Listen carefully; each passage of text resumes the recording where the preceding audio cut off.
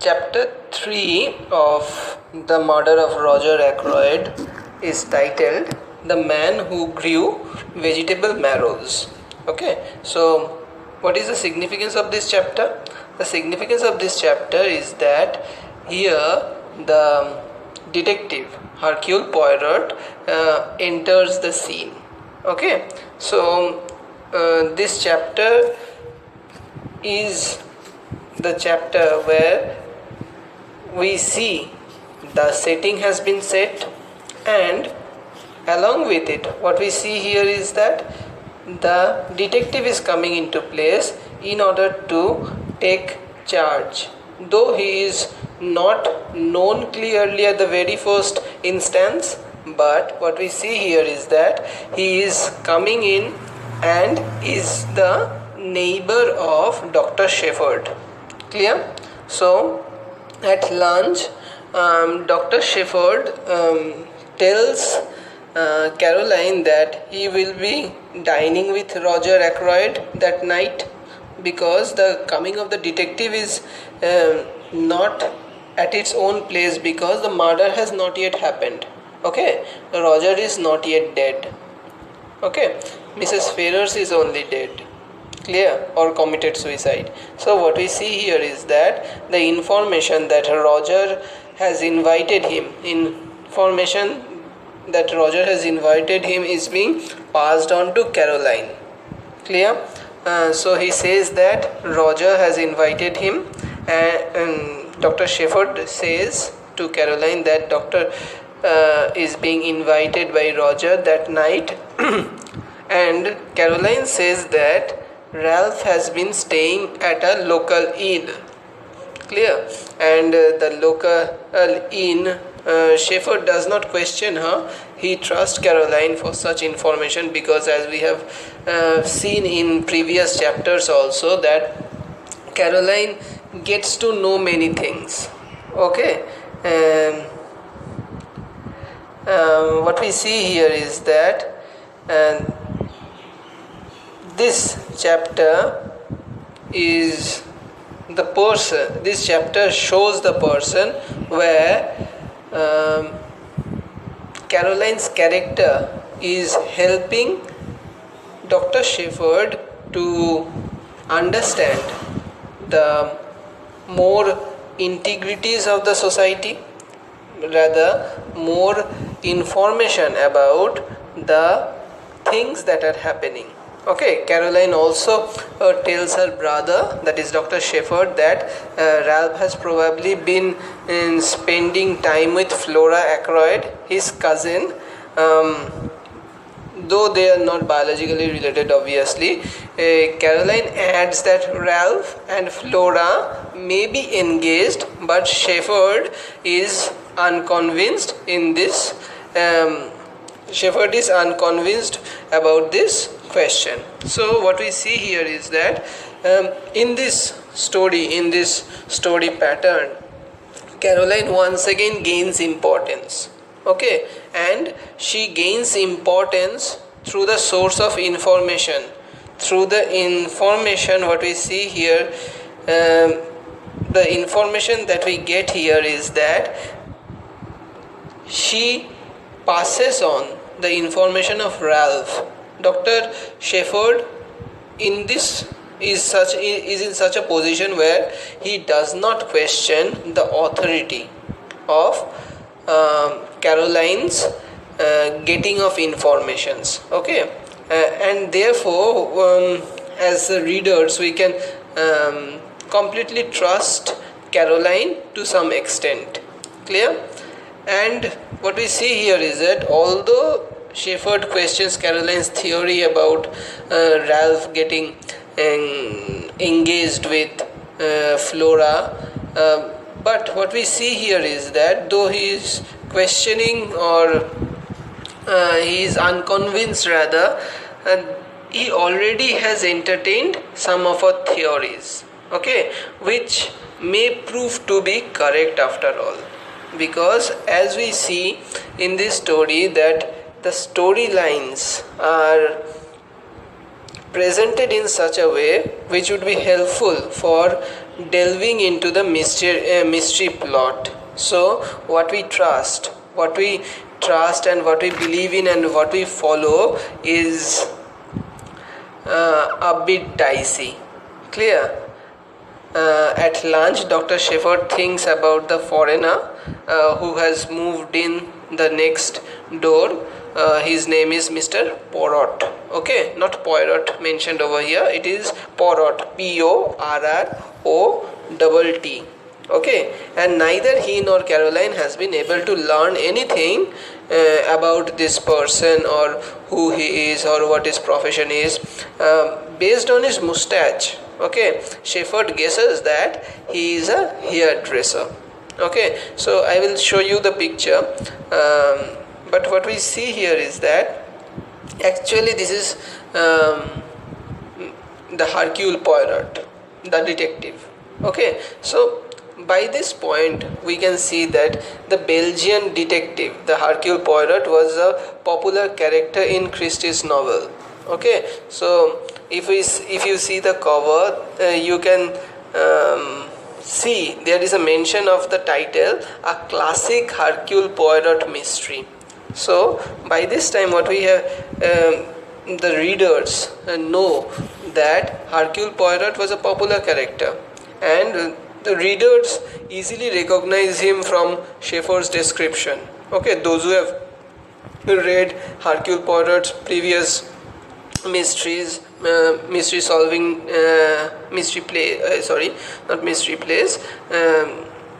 novels, detective novels, they are quite clear, they are quite aware of his appearance. Okay, so by the description the readers could easily understand who this Mr. Porot is, but as Dr. Shepherd is unaware of his appearance, he thinks that Dr. Shepherd thinks that he is actually a hairdresser. Okay, so for the readers this is an upper hand. The readers তোরা পড়িসনি সেটা আলাদা ব্যাপার, but যারা হচ্ছে ক্রিস্টির novel, Agatha ক্রিস্টির নভেলগুলো এর আগেরগুলো হচ্ছে follow করেছে, তারা হচ্ছে হারকিউল পয়রটকে দেখেছে। তাদের ডেসক্রিপশান সেখানটায় যেগুলো দেওয়া ছিল সেই ডেসক্রিপশান দেখে রিডার্সরা একটা আপার হ্যান্ড পেয়ে যাচ্ছে। সো এইখানটায় এই যে চ্যাপ্টারটা রয়েছে, অবভিয়াসলি এই চ্যাপ্টারটার নাম হচ্ছে the man who grew vegetable marrows. যদি কোনো পিডিএফে অন্য টাইটেল দেওয়া থাকে তাহলে হচ্ছে সেটা ভুল রয়েছে। ক্লিয়ার? এটাই হচ্ছে টাইটেল। সবসময় হচ্ছে অথেন্টিকটা হচ্ছে কোনো অথেন্টিক বইতে যেটা থাকবে সেটাই হচ্ছে original. Clear? So what we see here is that here the readers are getting an upper hand over the narrator. Okay, because the narrator is unaware of the character of this person. Clear? Shepherd's description of his famous moustache, okay, helps the readers to understand or to recognize him. Clear? It is a sign of Poirot's outsiderness. Okay, there is always a tendency of the card being played as the outsider insider theme, where there are so many things which are present, where we see that the close-knit town is present here, as I described in the previous chapter only. Here we see that within this close-knit town, Mr. Poirot or Mr. Porot or Hercule Poirot, whatever you say, he is an outsider. Okay, that in this small-knit, close-knit town, nobody knows anything about him. Okay, but ultimately he will be the person who will be knowing everything about him. Clear? So what we see here is that the description of Poirot helps the readers to understand the detective has come, and so it gives a premonition to the readers that there is a certain sense of something is going to happen much more serious. Okay, something serious is going to happen over here. Okay, so that afternoon Shepherd is working in his garden when a vegetable marrow, a kind of squash, whizzes by his head. A moment later, what we see here is that Mr. Porot appears. He apologizes. He has been cultivating vegetables for months and is furious that they haven't grown well. Okay, Shepherd asks him why he has moved to the village, and he explains that he has been trying to vain escape his old busy days. Shepherd tells Porot that recently he came into a legacy and yet he is still living in his village. Okay, so what we see here is that Shepherd and Porot seem to become friends almost immediately. They discuss about everything, their bond grow, and how they are unable to turn their backs on their old lives. That is being told. Shepherd, because he still lives in this small village, he is unable to turn his life. Porot, because he is still interested in his old profession. Okay, so what we see here is that everyone, not everyone, both of them rather, is interested in moving apart. Both of them are interested in moving apart from each other, or from their own lives rather. Okay, they cannot live their own existence. Clear? They are not able to live their own existence. Clear? That is what is being shown over here. And in order to avoid that, we see that he is, or rather Porot is trying to escape his previous profession. He is trying to escape from his previous profession, and that is why he has come to this village. Clear? Mr. Porot explains to Dr. Shepherd that he has come to live in the village because his old friend and honest, occasionally foolish friend has gone to live in South.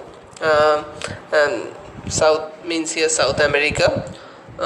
As a result, Porot no longer feels that he can proceed with the study of human nature. That is within quotes. Okay, I am saying within quotes.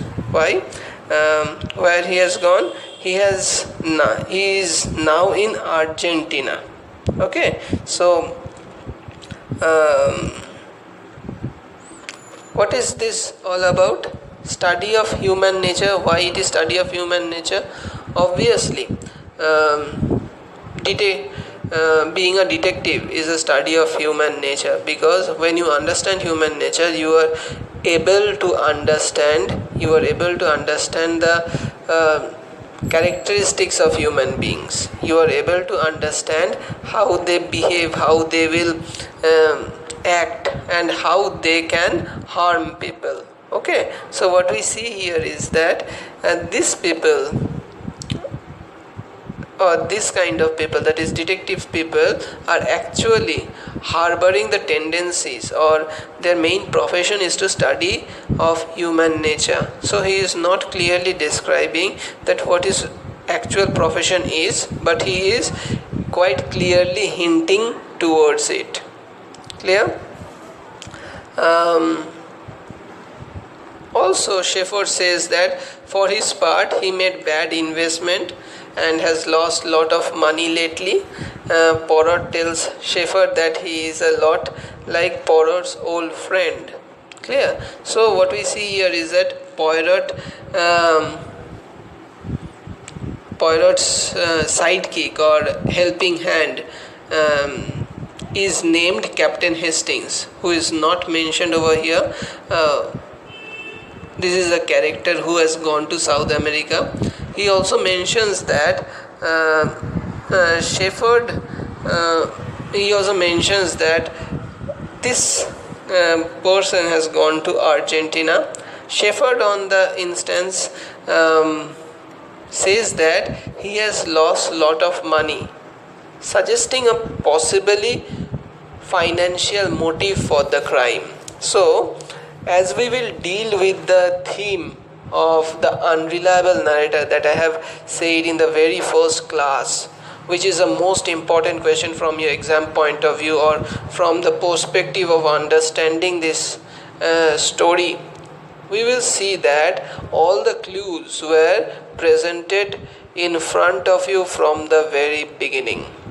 ঠিক আছে যে what are the causes, as I was delving with as I was delving in the first chapter, I think there must be a motive behind any murder or any crime, right? So what is the motive over here? The motive that we see over here, there are causes of financial angle.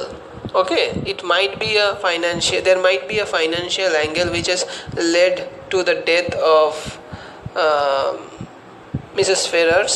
And also what we see here is that as the title suggests, that the murder of Roger Ackroyd, there might be a possibility of inheritance of property or financial angle to it. So we might be thinking that as Dr. Shepherd is the narrator, as Dr. Shepherd is a doctor obviously, and he is a reputed person over here, so he might be a good person. But as the financial angle should be adjusted or financial angle should be brought into consideration, we can see from this very first instance that he has mentioned that there is an instance where he says that he has lost lot of money. Okay, so this has been said in a very subtle way, and he has said this because he is a stranger. Okay, and also what we see here is that his mentioning of this shows that he is in a position where he has lost this money, but he is not able to recover it. Okay, however, Poirot makes readers or the fans or anyone who is reading this thinking that Shepherd can be trusted by comparing him to Hastings. Okay, who is Hastings? Captain Hastings. Captain Hastings is the sidekick or whatever you say, the helping hand of Poirot, as in Topshe for Feluda, or Dr. Watson for Sherlock Holmes, or Ajit for Byomkesh Bakshi. Okay, so what we see here is that as we will see that Dr. Shepherd will turn out to be Dr. Watson of Sherlock Holmes, and like Dr. Watson of Sherlock Holmes, the feeling that the readers will get here is that he can be trusted. Okay, also the usual narrator is the most trustworthy character in any novel, okay, in any murder mystery. Clear? So let's move on. Mr. Poirot asks Dr. Shepherd if he can name someone based on Poirot's description. Dark hair, very handsome. Shepherd immediately concludes that Poirot is describing Ralph Paton. Poirot explains that he knows Roger Ackroyd from London and has asked Ackroyd to keep quiet about his profession. Poirot is so eager to remain incognito that he hasn't even corrected the local version of his name. Okay, that is Poirot, P-O-R-R-O-T-T. Actually it would have been P-O-I-R-O-T. He has not corrected this. He wants to be in an incognito mode, that is in hiding. Okay, he does not want people to know about him. He wants to live a peaceful life. Poirot goes on to explain that there's something about Ralph that he has been unable to understand. Okay, so we see from the very beginning that Poirot is connected to Roger Ackroyd in clearly vague ways, not a distinct way, that he does not describe any detail. He came to King's Abbot in order to retire from his detective job, and what we see here is that he is unable to carve his curiosity. Okay, for a detective, for being a detective, it is very important for the person concerned to be very much focused, to be very much inquisitive. Okay, he needs to be curious for knowing things, knowing about other people. This very curiosity that made him such a good detective in the first place, he is now trying to undo that. Okay, he is now trying to give that up. Clear? So what we see here is that his presence is being presented in such a way where he is now willing to give up things that he has known. Okay, so the inquisitiveness that he has, the eagerness that he has, he is trying to give it up, and for that he wants to give up the profession. But what we see here is that he is unable to do so.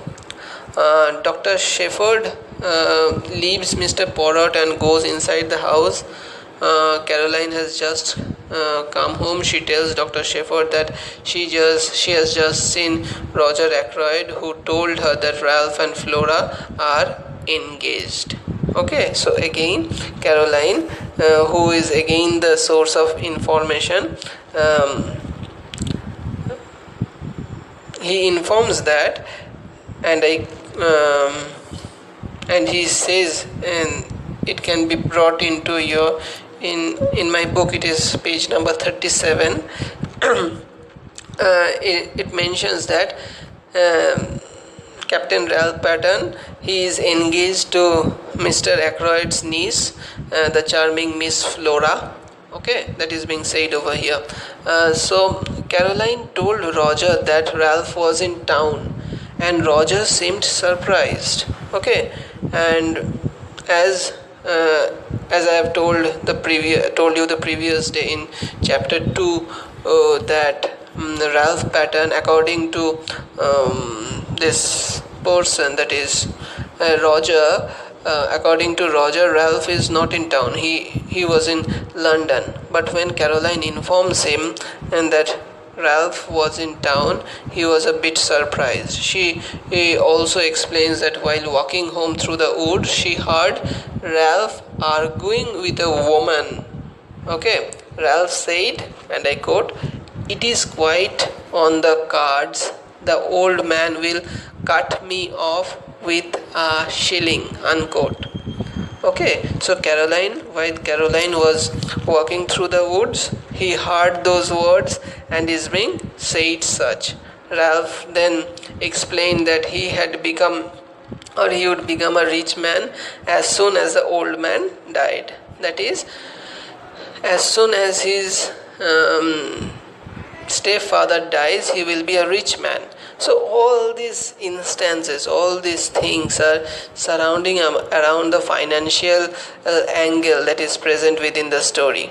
Okay, so what we see here is that all the things that is present within the story is revolving or is pointing towards a financial angle. Even in the case of Ralph, what we see here is that this person who is supposedly Ralph, and he is Ralph, and is said by Caroline that Caroline has heard Ralph talk to a woman. The identity of the woman is kept secret, or she has not seen who the woman is. Ralph is heard saying that he would be cut off from the property, he would not be given any money by Roger.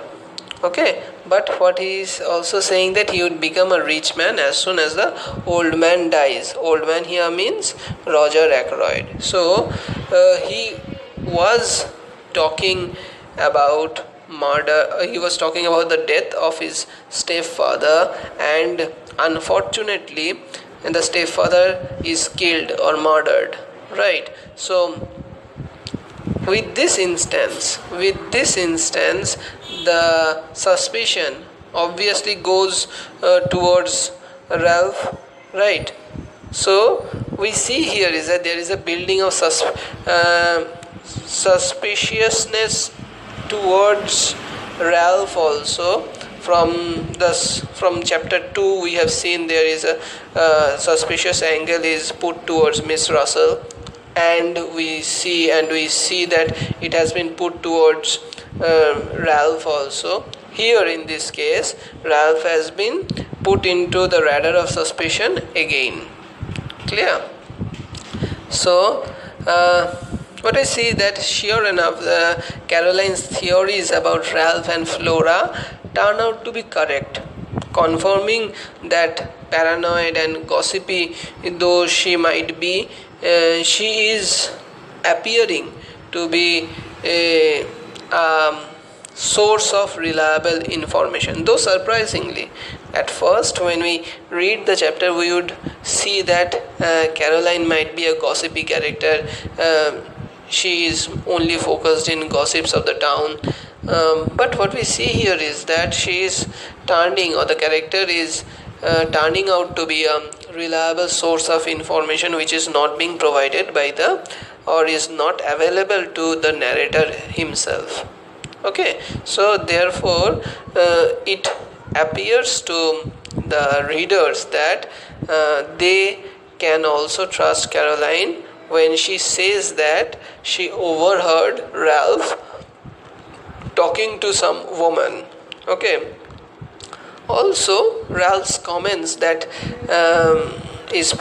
Ralph's comment which are presented over here suggests that some kind of tension between him and his father is going on. Okay, based on the fact that Roger controls Ralph's finances. Okay, it is quite evident that the father would be providing the money for a son who is dependent on him. So the death of the old man would obviously help Ralph. Okay, the death of Roger would obviously help Ralph in gaining the money. So the old man is actually Roger. Clear? Dr. Shepherd decides to go to the Three Boars Inn where he expects to find Ralph. Shepherd knows Ralph well since he knew Ralph's mother years ago. Ralph has a strain of weakness in him, though he is handsome and charming and all those things. At the inn, he meets Ralph. Ralph greets Shepherd and offers him a drink. He explains that Roger Ackroyd has put him in a devil's mess. Okay. That is, Ralph explains him that he has put in a devil's mess. Shepherd asks if he can help him in any way, but Ralph says that I have got to play a lone hand, quote unquote. Okay, he says that he has to play a lone hand. So this chapter also increases the suspicion against him. Okay, and we are made sure that Dr. Shepherd is a good person as he goes to meet Ralph. Okay, he goes to meet Ralph on his own, and in order to help him, he likes the child, he likes Ralph, and he is there to help him, so that he even asks Ralph whether he could bring in any help or not. What we see here is that Shepherd is vague about his instances or his information about how well he knows Ralph. He knew his mother obviously, but it is unclearly described over here if he and Ralph were friends or not. It is not described over here. But from the talk and the way they greet each other, we see or we can understand that they see each other often. Okay, they meet each other often, they talk to each other often. Okay, Ralph seems to be in some kind of a trouble with the finances or anything, though it is not clearly mentioned, as some kind of trouble, and seems to be at the verge of taking matters into his own hand, where he thinks that he needs to do something, suggesting once again to the readers that he might be the prime suspect in the titular crime, that is the murder of Roger Ackroyd. Okay, so what we see here is that Shepherd, or Agatha Christie rather, is building up the story in such a way where we see that all the instances are being presented in such a way where the building up of the tendencies, building up of the instances are in such a way that it is hinting that Ralph is a prime suspect. Ralph is turning out to be the prime suspect. Number one, because he is a stepson, he is being hard. Number two, he is being hard in the woods by Caroline, that he is willing to get the money. He says that he will be a rich person when the old man dies. He also says there that the old man will not give him money. Thirdly, when Shepherd visits him,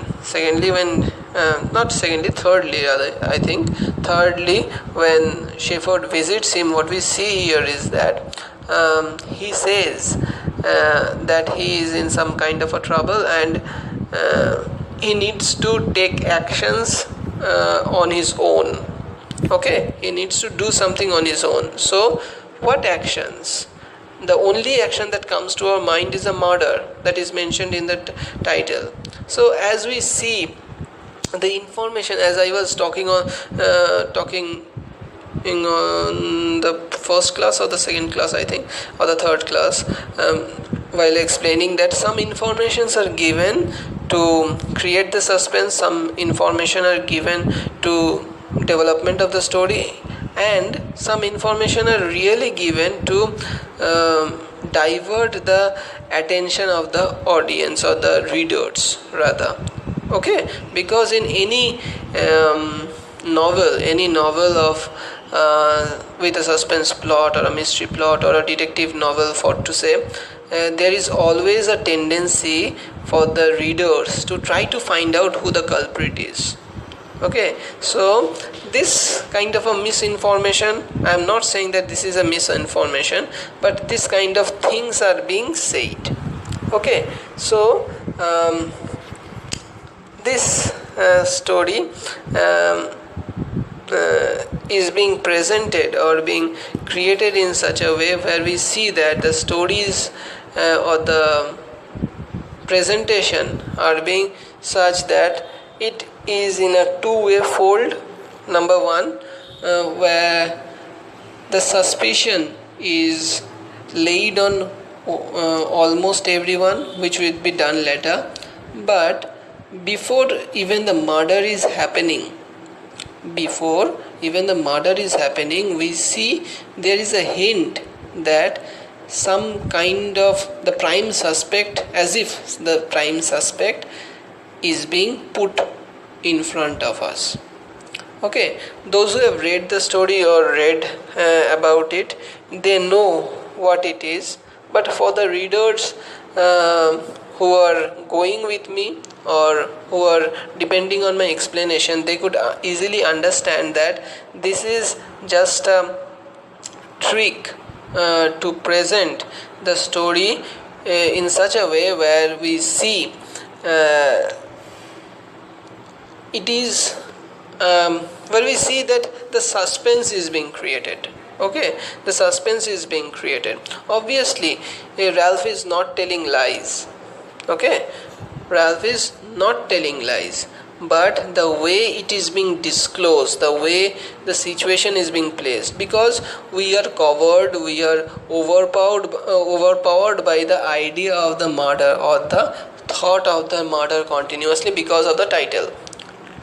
Okay, the title has mentioned the murder of Roger Ackroyd, right?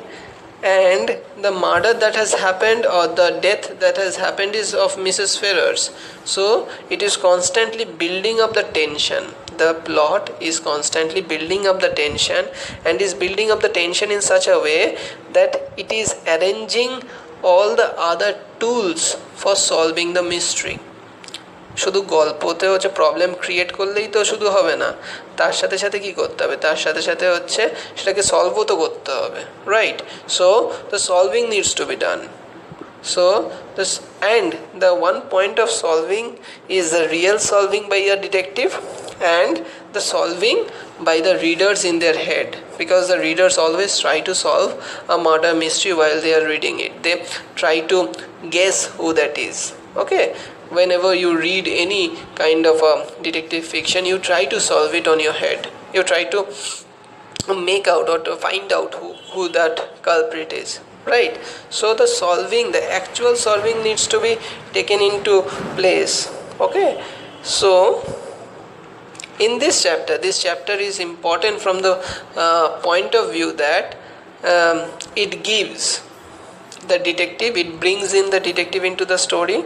So the stone is being laid where before the murder or before the actual crime happens, the detective has been brought not to solve the case, but his presence is there, so we are assured, or we can feel that he will solve. And also what we see here is that a suspected prime accused is also coming into the scene, or the motive behind the murder is becoming more and more clear, with the suspect primarily being falling on the stepson.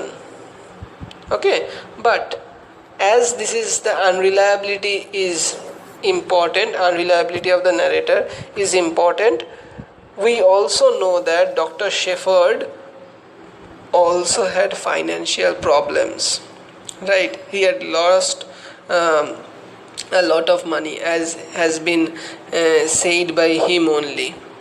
Okay, so what we see here is that this story is being presented in such a way. In this chapter, it presents both the detective and the supposed criminal. Okay, I would like to say here is that both the detective and the criminal is present in this story. Obviously it is present in the story, it is present in this chapter only. Okay, who is the criminal is to be found out. Okay, whether it is Ralph or anyone else or whoever, the detective is there, the murderer is here, and we need to see the murder, or we need to face the murder, and only then the action will start. Okay, so the murder will happen in next chapter. The chapter is titled, I think, Dinner at Farnley. Okay, Dinner at Farnley Park, where Farnley Park, as I have said before also, Farnley Park is the house of Roger Ackroyd. Okay, so in Farnley Park the murder will happen, but it will be revealed in chapter 5. Okay, chapter 5 will reveal the murder. Okay, in the visit, or after the visit of Dr. Shepherd, what we see, the murder, after the visit of Dr. Shepherd, we will be able to understand who the murderer is. Okay, the murder will happen actually in the time frame of the chapter 4, that is Dinner at Farnley, but we will be able to know about the murder in chapter 5. Clear? So I hope you have understood. I will end it here today.